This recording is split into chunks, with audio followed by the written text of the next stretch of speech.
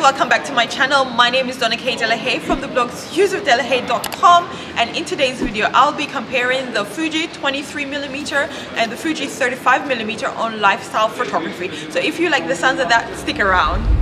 So some of the things that I tried to keep the same during this photo shoot was standing in the same spot when I was using both lenses, having the model do similar or the same pose for both lenses, and also I tried as much as possible to keep my framing the same while I was using both lenses. This was very difficult, especially on the 35.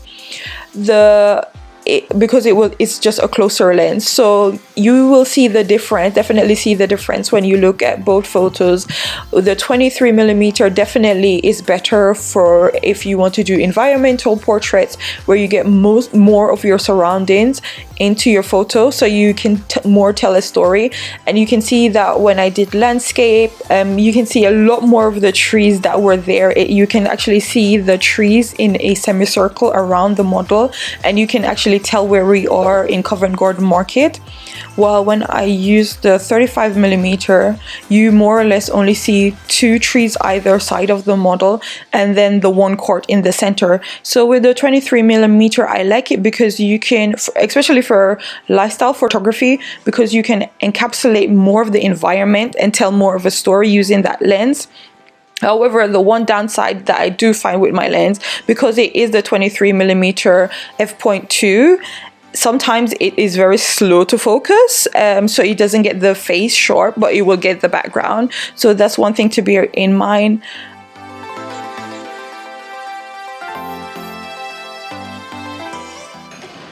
Only in London, guys. This is Covent Garden, and this is the... Oh no! Oh, he was doing a good job as well. As the 23mm is a wide angle lens, I try to be very mindful when I'm shooting someone, especially up close, because it does cause distortion. So we don't want to distort the model's feature for their face or their nose to be bigger or longer than it is. So I tend not to shoot very close when I'm shooting with the 23mm. However, I really like it for lifestyle and travel photography. It's great because it captures the environment and it can tell more of a story than the 35mm.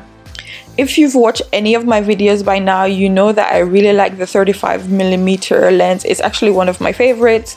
It is tack sharp, it is very beautiful, and you can see with this lens, even though the focal length is a bit narrower, it does produce very beautiful imagery.